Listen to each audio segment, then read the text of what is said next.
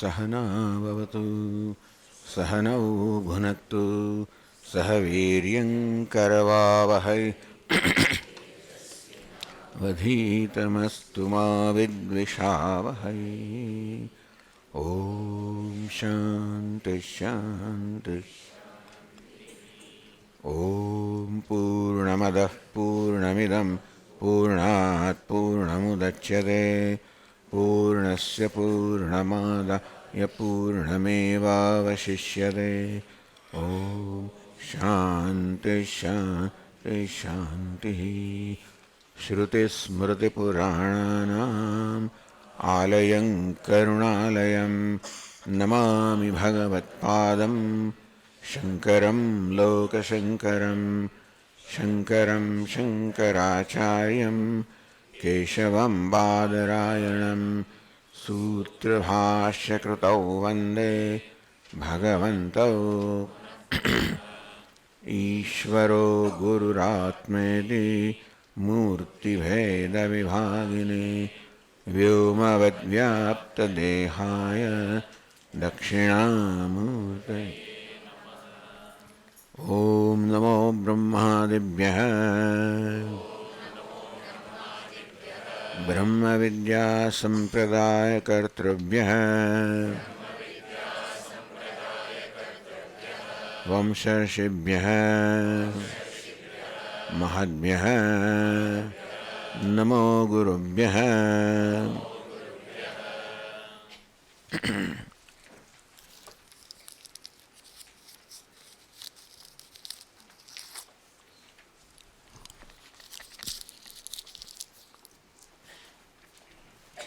In this dialogue between Sri Yajnavalkya and his wife Maitreyi, Maitreyi asks for that by which she can become immortal, meaning she can become free from death. And as we said, free from death also means free from ignorance, free from sorrow, because all these things go together. Where ignorance is there, then there is a identification of the body, then there is mortality, then there is sorrow. So this is called moksha, where there is freedom from sorrow, freedom from death, freedom from mortality. And Sri Yajnavalkya has been unfolding before her the nature of the self. There are two states that are being explained here. One is the state of ignorance, other is the state of knowledge.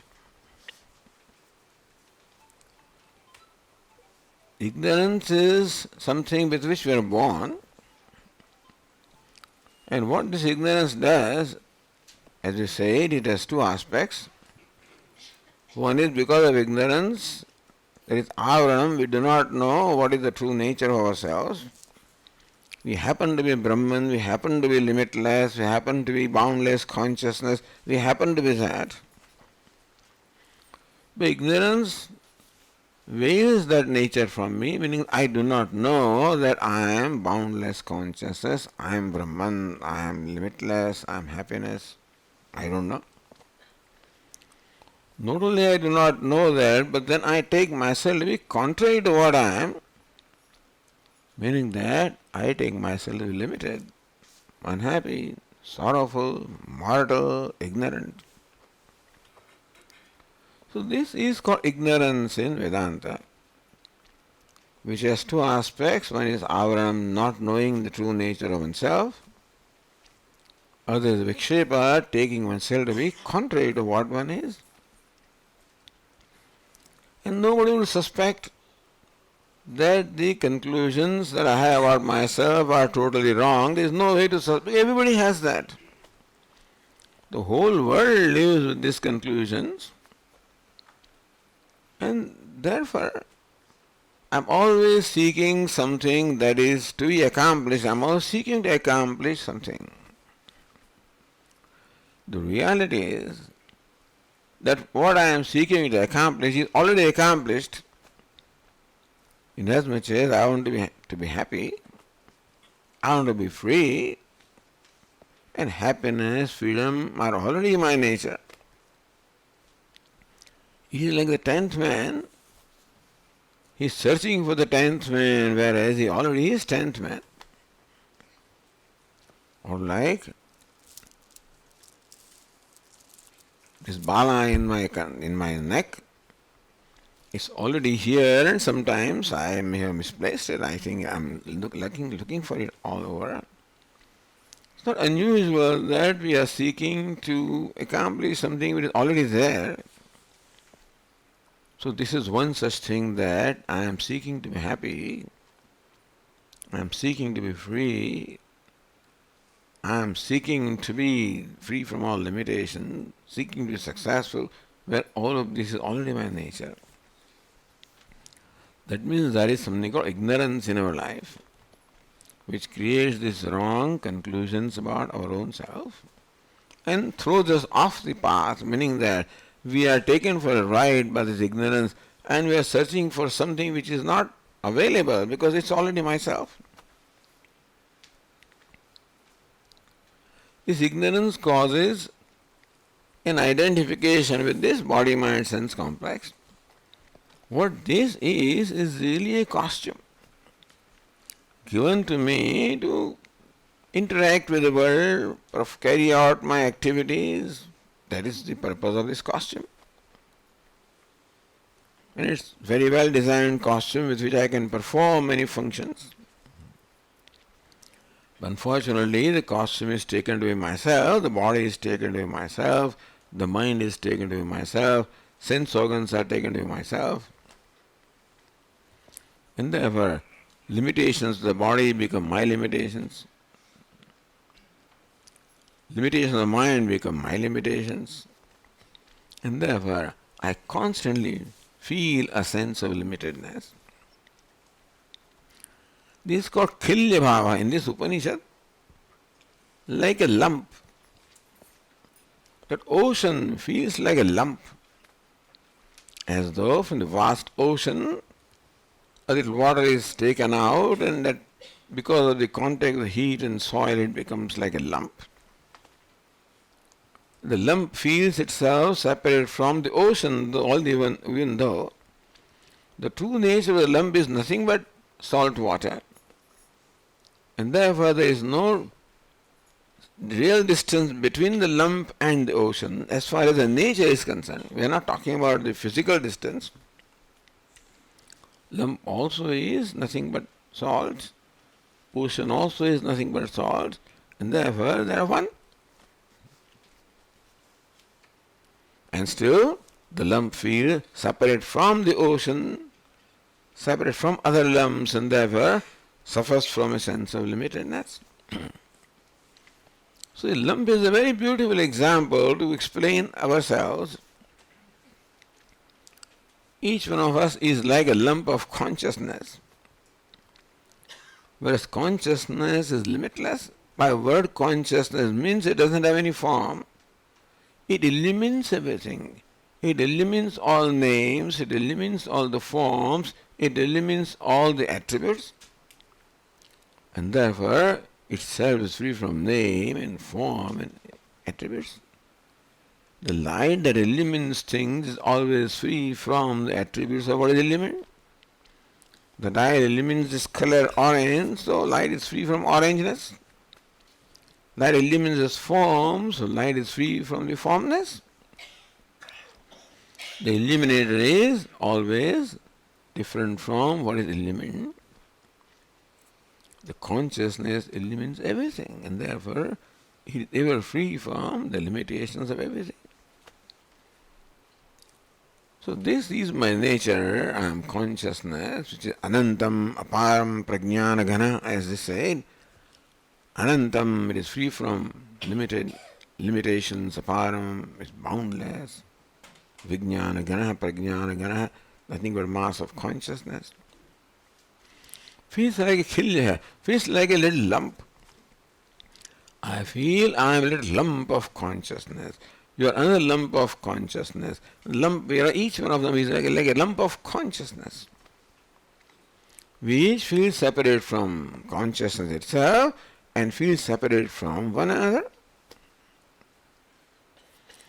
If this was okay, if this did not create any problem in our life, it would have been fine. Unfortunately, this creates a problem. Upanishad says, Brahmatam paradat, you anyatra atmana brahma veda.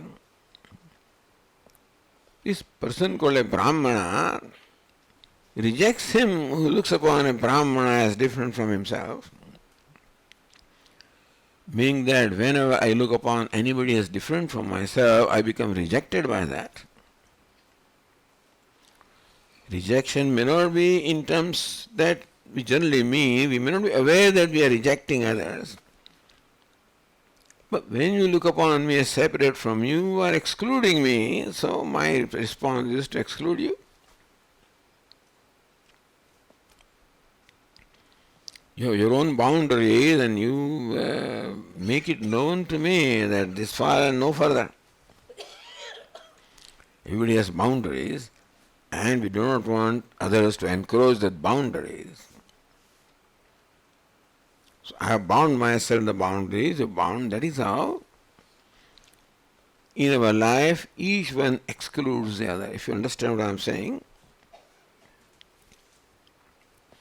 then we feel separateness from each other. And then when you are separate, you don't know exactly who you are dealing with. There are a lot of uncertainties, a lot of anxieties and a lot of stresses in the life because of this ignorance. So Upanishad says that this looking upon something as different from you is ignorance. Because in reality, what you are is what I am. What you are also is salt, and what I am also is salt. What you are also is ocean. I am also ocean. What you are is consciousness. I am also consciousness. This is a simple central message that is being given by this Upanishad.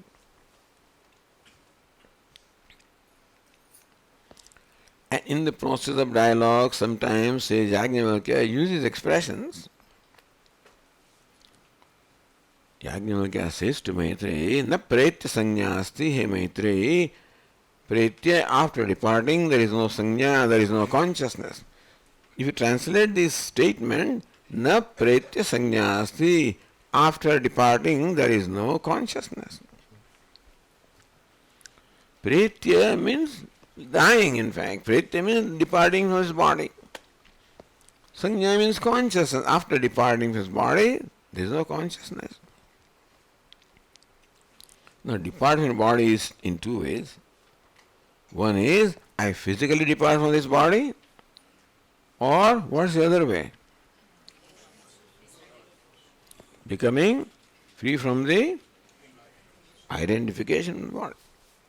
Both are called departing from the body. So, Sri Yajnavalkya says, Na pretya sanya asti, after departing from this body, there is no sanya, there is no consciousness. What he meant is that after becoming free from identification of the body, there is no more sanya, no more notions about myself that I am Maitreyi. Maitreyi is the nature of this body. And I think I am Maitreyi only when I take this body to be myself. When I recognize that I am not the body, I am the witness of the body,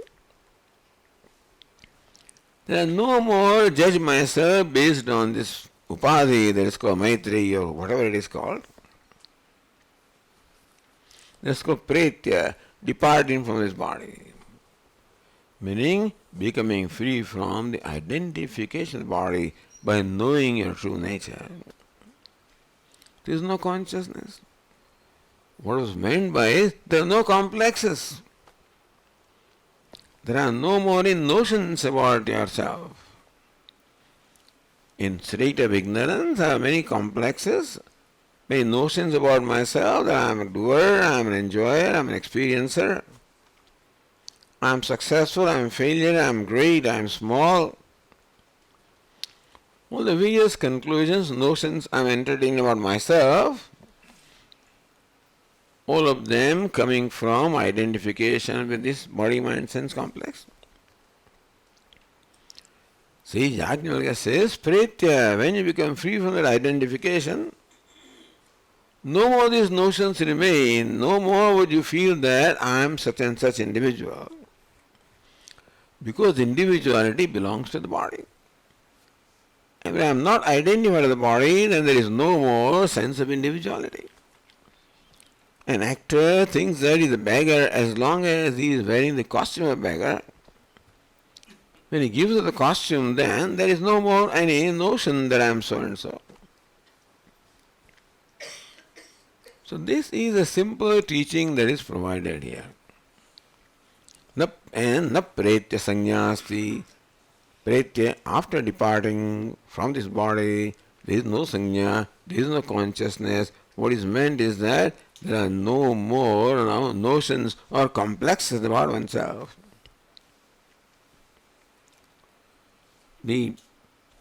What causes the unhappiness, sorrow in us are these different conclusions that we have about ourselves.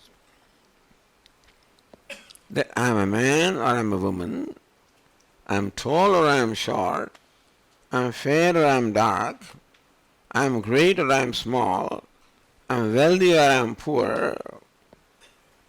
Whatever notion I have or conclusion, each one of them is the cause of sorrow. No, Swamiji, I am happy is not cause of sorrow. I am great is not the cause of sorrow, it is a potential cause of sorrow. Because until I see someone greater than me, until then that remains, and once I see that even greatness also is the same problem. Meaning that every notion I have about myself is always accompanied by a sense of limitedness, understand? Even when I say I am great, still I am limited. In every conclusion about me, there is never freedom from a sense of limitedness. Whether I am wealthy, or I am poor, I am powerful, I am powerless, I am well known, I am unknown. Regardless of that, the sense of limitedness never leaves me. Because each of these conclusions is derived from the identification with this upadhi. And it is this limitedness that is what I have a problem with myself. Each one of us has an expectation from ourselves. You know what is that expectation? And that is that I must be limitless. We are born with this expectation from ourselves that I must be perfect, I must be limitless, I must be boundless. This is what I expect myself to be. And every time I look at myself, what do I find? I am limited. Even though I am wealthy, still limited. Even though I am famous, still limited. Even though I am powerful, I am still limited.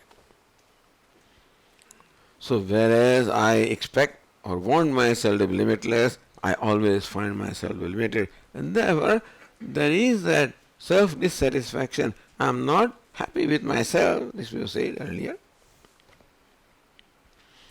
And therefore, this poor human is always unhappy, miserable. There is nobody who is more miserable than the human being. Because nobody has this problem with these complexes. Other creatures, fortunately, don't have the notions that I am so and so. They don't compare with each other, and then when, lion feels that I am greater than tiger and tiger feels that I am smaller than this, no such complexes. We always tell stories about lions and tigers and say tigers, but they don't think that I am bigger and smaller than this. There are no complexes. So they are free. In Sanskrit they are called vimuktaha. All the animals are called always free. Because they are free from all the complexes, all the notions about the self. And therefore there is no sorrow. Who? A dog or a cat or even a mouse or anybody has no sorrow because they have no complexes. They don't feel I'm a mouse and therefore I'm small and insignificant and that's an elephant that's big. They don't. When the mouse looks at an elephant, doesn't feel small. Elephant look. We in our stories we say that because we make the elephant think the way we would think. We think that this fox is a very clever and cunning animal. Poor thing, it is what it is. But for telling stories, we imply and impose those things upon them. And so this fox has become very, very, always blame everybody. Therefore, a person is compared to fox, etc.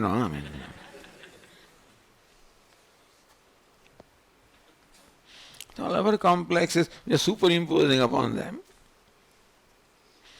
Understand that other than human being, nobody has any problem, any sorrow, any samsara. Thank you, Swamiji. The next time I'll be born as a dog.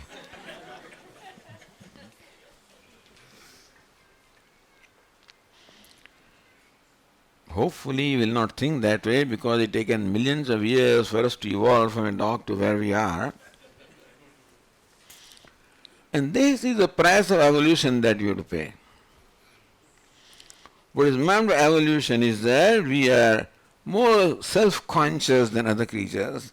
They don't have the kind of self-consciousness that we have. Human being is a self-conscious creature. They are also conscious. A dog knows that it's a dog. And knows that the cat, he may not know that that's a cat, but knows that it's not like me, it's not my kind. And the dog, he knows it's my kind, so they behave differently. With a dog, it will behave differently. With a cat, it will behave because it knows my kind, other kind. That's about all the consciousness they have about themselves. But not that little thing that I am so precious, look at this. My master is holding in my hand and displaying. So they have this dog show, and then all these dogs are displayed. One of them wins the competition. And then this dog is taken around by who? By the owner. Everybody is wondering, the dog doesn't know what is going on here. Everybody is impressed by the dog and the dog doesn't know.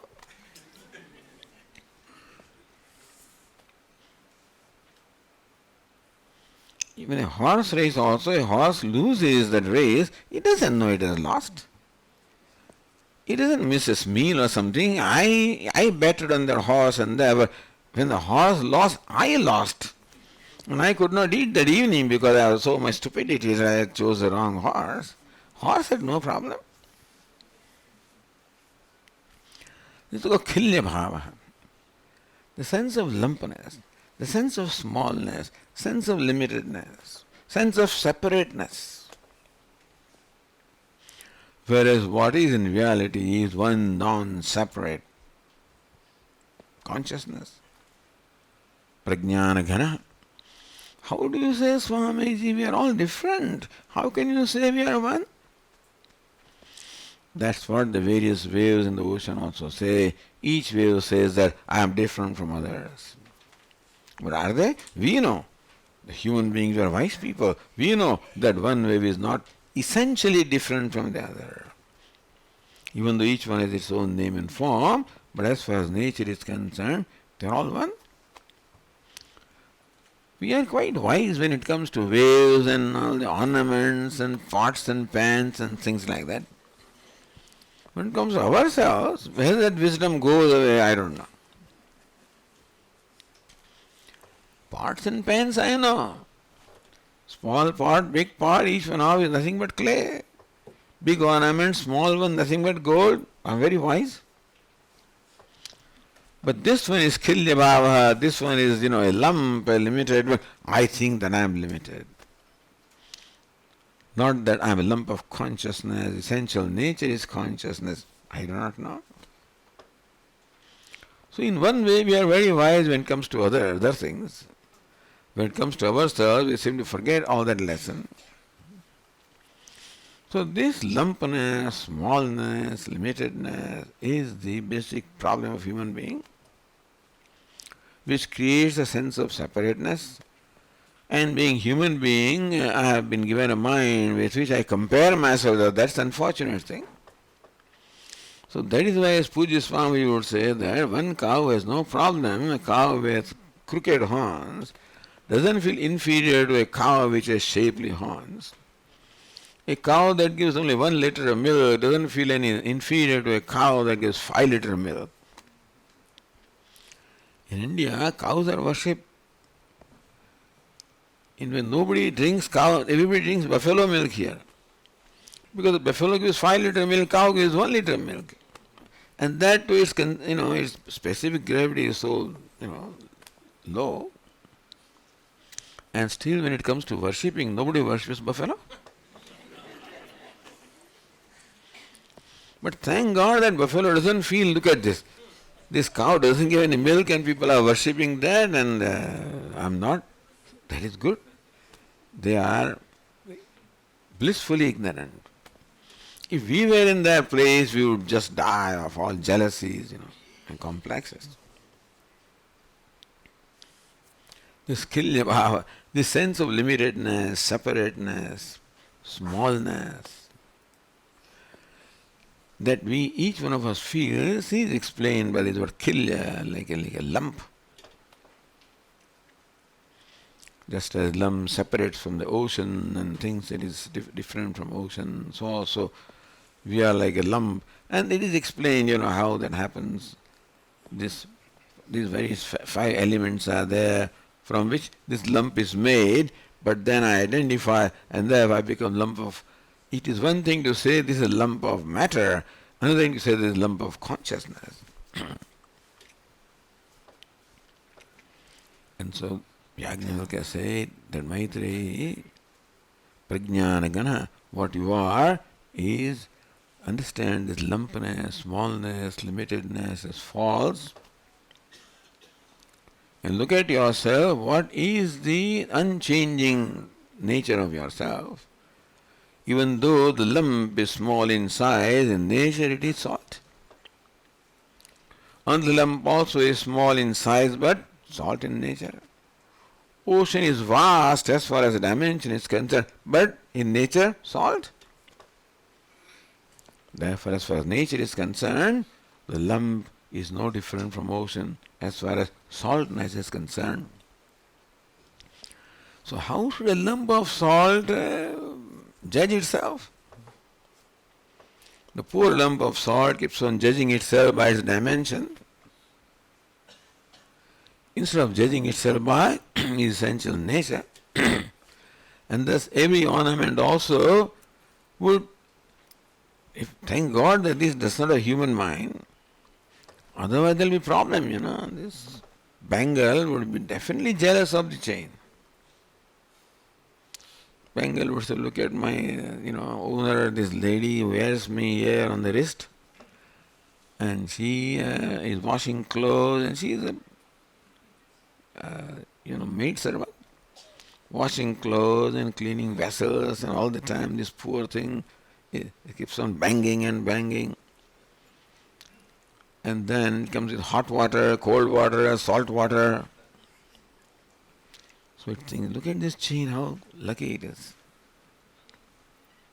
No problem at all, no elements that don't affect her.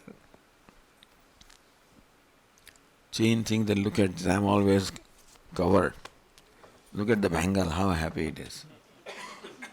And therefore, when this woman, turns her hands, and the sunshine falls in different ways and it glitters.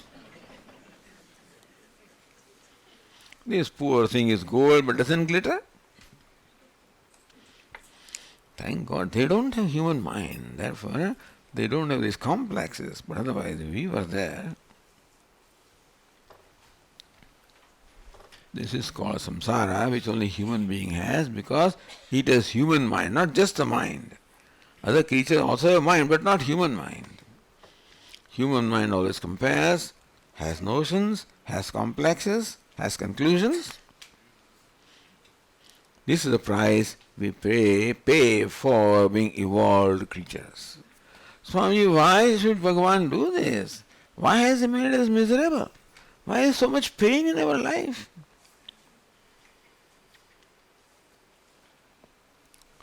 Is this pain a gift of Bhagavan or a curse of Bhagavan? Pain can be called curse in one way, it's a gift in another way, because only when there is pain that we recognize there is some problem. So at night all this dosa and sambar and everything, is feasted at night also. I know nothing suits me really, my stomach. But looking at that thing, I just can't resist my temptation. And so at night I have dosa, then I have sambar. And I wake up at 4 o'clock in the morning with vomiting. Not recognizing why this happened. So this is how I am, this mind being what it is, all the kinds of temptations, all these kind of problems.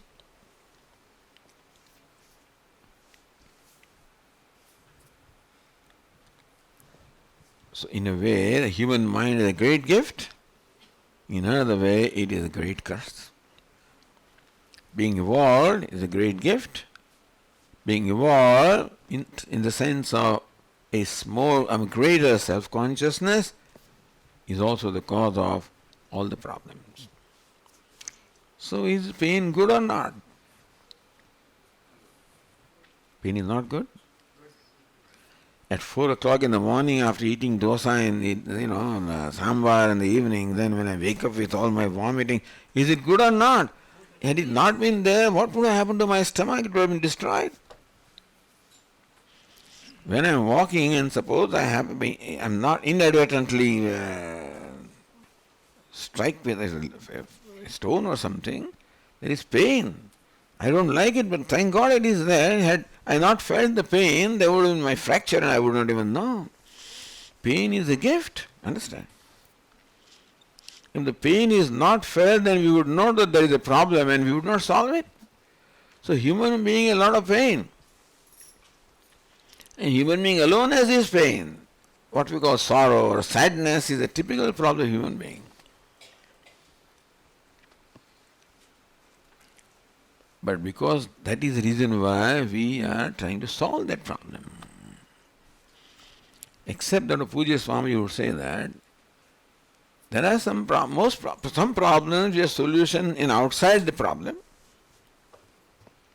Like hunger is a problem, solution is in food outside. Headache is a problem, solution is in some tablets outside. But sorrow is a problem, is a solution outside. Sadness is a problem. So Swami would say, he would ask, hey, you look sad this morning, what's the matter? Swami, I have not received letters since last 3 months from my parents. You look sad, what's the matter? Swami, I received a letter this morning. Why do you look sad? Swamiji, I don't get married. Why you said? I am married. Why you said I have no children? Why you said? Because I have children. So we have concluded that the cause of sadness lies outside of us. There are some problems of which the cause lies within the problem. Like there is some shape and so many pieces are there and you have to assemble them to come to that shape. The solution is within that problem. Similarly also, the human sadness, sorrow, kilya bhava, sense of smallness, separateness, all of this has the solution within ourselves. In life we always look outside for our sorrow. We blame others. Natural. My neighbor and my boss and my spouse and my son and my this, that and all. I'm not saying that we try to blame ourselves, but then the problem of sorrow, the reason for sorrow is within myself.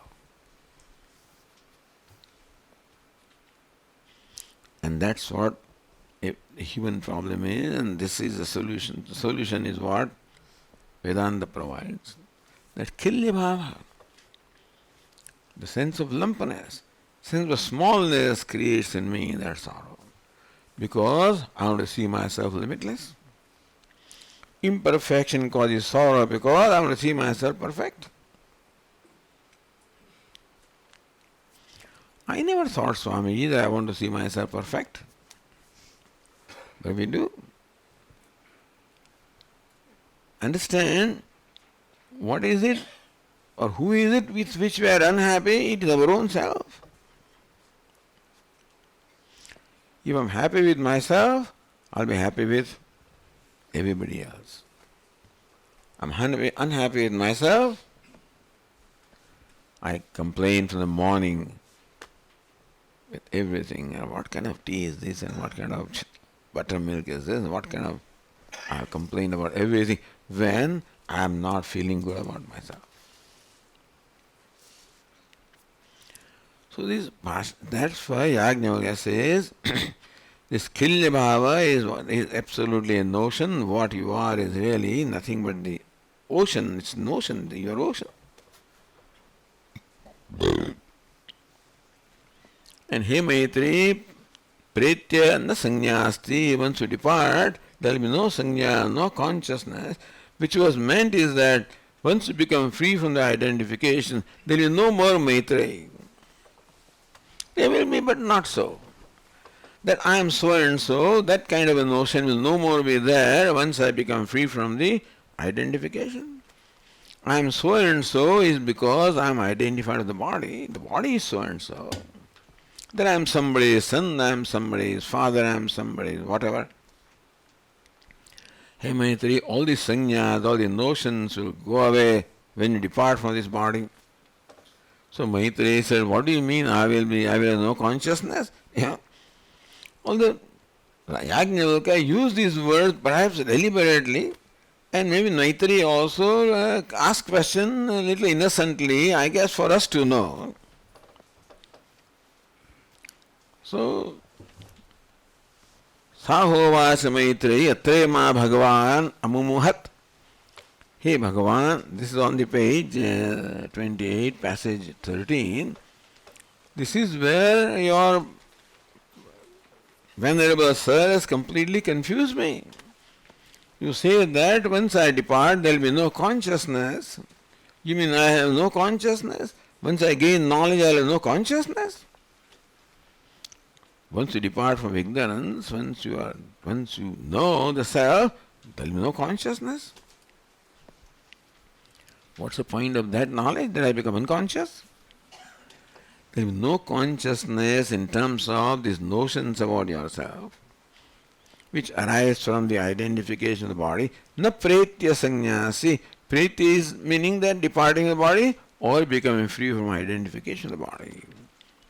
No sanya. There will be no complexes at all that I am so and so, I am the daughter of so and so, I am the mother of so and so. So Maitreyi asked like an innocent woman, Sahovasa Maitreyi atre ma Bhagavan amumuhat. Just here you have thrown me into confusion, sir. Bhagavan means Venerable Sir. Here you have thrown me into confusion.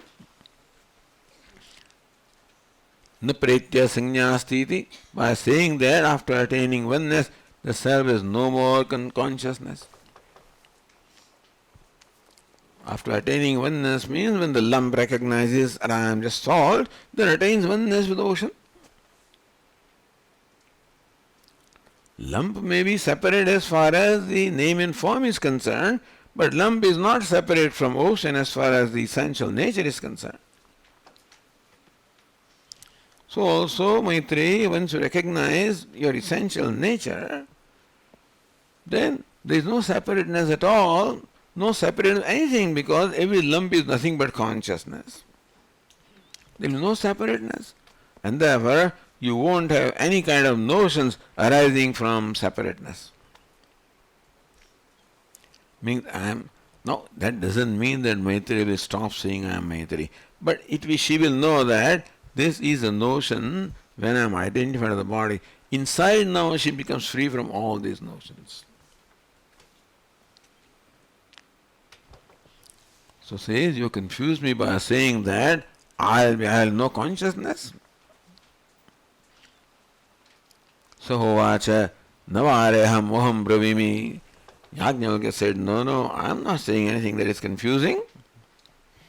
Alam vareyadam vijnanaya. What I have said is quite adequate for the knowledge. Meaning that Maitreya has said, whatever needs to be said as far as self-knowledge is concerned, I am not saying anything. But there is the language of confusion seems to be there.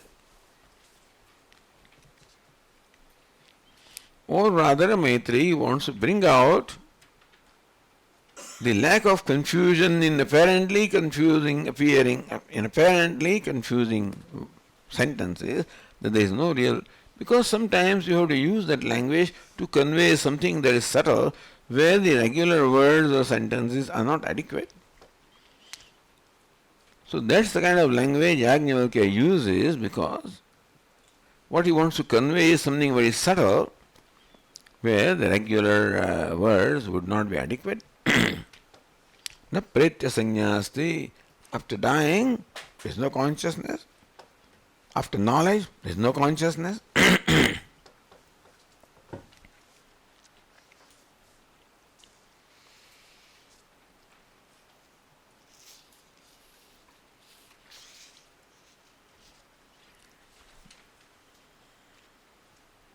So this is where the conversation has ended. Then the last passage is what we have to go through. But Yajnavalkya insists that alam va aredam vijnanaya, what I have said is quite enough, adequate for knowledge. But you are confusing me, how can it be adequate? So think about it. If you take my words literally, you may get confused, but if you understand what is intended by the meaning, what you call lakshyartha in Vedanta, because sometimes vachyartha, the word meaning is not adequate to convey. And they understand what is meant by pretya is that you become free from the identification of the body, then there is no consciousness, there is no sense of individuality left. It is identifying the body that creates in you a sense of individuality like a lump, and you all these notions about yourself, which is not something desirable to have, because those notions make you feel a limitedness, sense of limitedness. But still, Maitreyi, maybe she did not get confused, but she appeared as a confused person.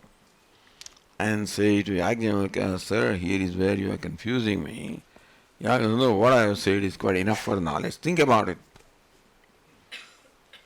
So Yajnavalkya said, alam vare idam vijnanaya. What I have said is quite adequate for knowledge.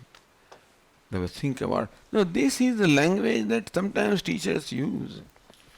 In Chandogya Upanishad also, these two kings, one is king of gods, Indra, other is king of demons, Virochana. They had heard that gaining knowledge of self, one gains all the worlds and all desires are fulfilled. That sounded very attractive. Desires are all fulfilled, then we want that knowledge. So this fellow lives, I guess, in Patalahu, Virochana, king of demons. He lives in heaven. They independently heard. And separately, without informing each other, they became, they came together. Until then they were enemies, but maybe in presence of Prajapati, they came and performed penance for 32 years. Until then Prajapati did not even call them. And by that they had that some purification of mind, so therefore they became quite friendly with each other. So then both of them go to Prajapati. So why have you come here? Can you imagine? 32 years they've been here. Serving the teacher, living life of brahmacharya, living life of tapas. And after 32 years, this great person says, "Why are you here?" "Sir, we have heard your statement that one who gains the knowledge of self attains all the worlds, all desires are fulfilled, he attains all the worlds. And therefore we have come for that knowledge, self-knowledge." So then Prajapati says, the being seen in the right eye is the self. Yesha Akshini Purusha. The person that you see in the eye is the self. Now therefore they looked at each other, in the eye, and what do you see? Your reflection. So then Indra concluded that the teacher says that I am reflection. Virochan was a little better. He said that what I see in the eyes is my own body, so this body is the self. So Virochana came to conclusion that I am the body, that's what teacher has said. Indra came to conclusion that I am the chaya or the shadow, reflection. Both were happy, walked away. So here Prajapati said, these fellows are going with wrong knowledge. And this ignorance will sometimes, make them, invite defeat for them. But Virochana merrily went away and to his people and said that the Venerable Sir, the Creator, has said that his body is the self, and therefore we worship the body, we feed it, when we decorate it. Because body is Atma. So today also the demons, when somebody dies and they put all kinds of, they decorate the body with all kinds of clothes and ornaments and put all kinds of food and so forth. That we see in the Egyptian mummies, that description seems to fit very well.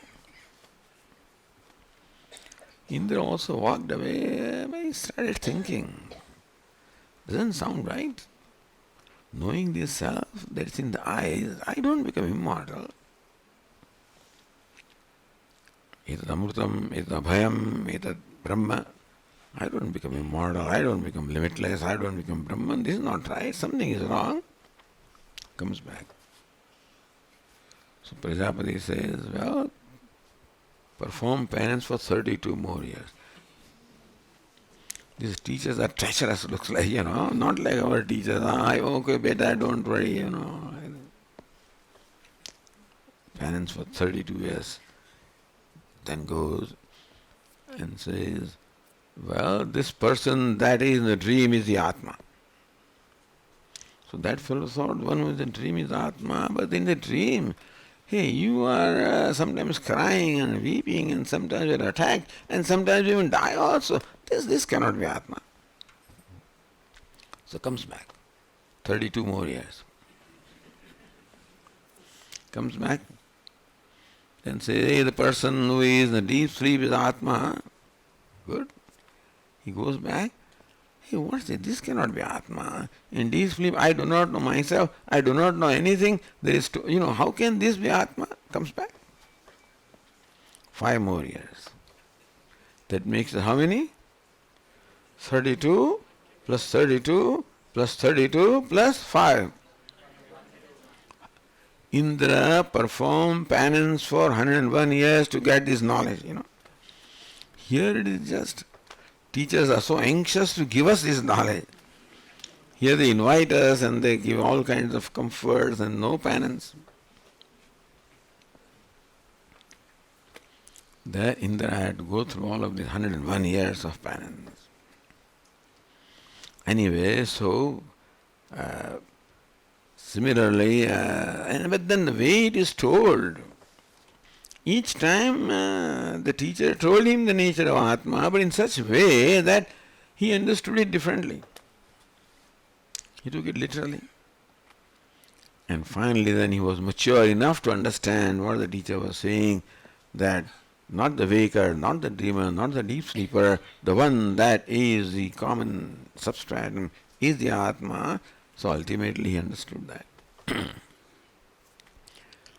So what I am saying is that how the maturity of the mind is required, and in order for Indra to get that maturity, Prajapati allowed him to perform this penance. That is why the language is of that nature where sometimes you understand the what in Vedanta calls the targeted meaning of the Lakshyartha. So here Maitreyi also is confused, and your revered sir has completely confused me here. Yajnavalkya says, no, I have not confused you. What I have said is what it is. Alam vareidam vijnanaya, what I have said is enough for the knowledge. Fortunately, he continues his lecture in the next passage. We'll see it tomorrow. And where it's the last passage and a beautiful passage where the nature of the self is unfolded very nicely. Om Purnamadah Purnamidam Purnat Purnamudachyate Purnasya Purnamadaya Purnameva Vasishyate. Om Shanti Shanti Shanti. Shankaram Shankaracharyam Keshavam Badarayanam Sutrabhashyakritau Vande Bhagavantau Punah Punah. Ishvaro Gururatmeri Murti Bheda Vibhagine Vyomavad Vyapta Dehaya Dakshinamurtaye Namaha. Om Shanti Shanti Shanti. Hari Om. Shri Gurubhyo Namaha. Hari Om.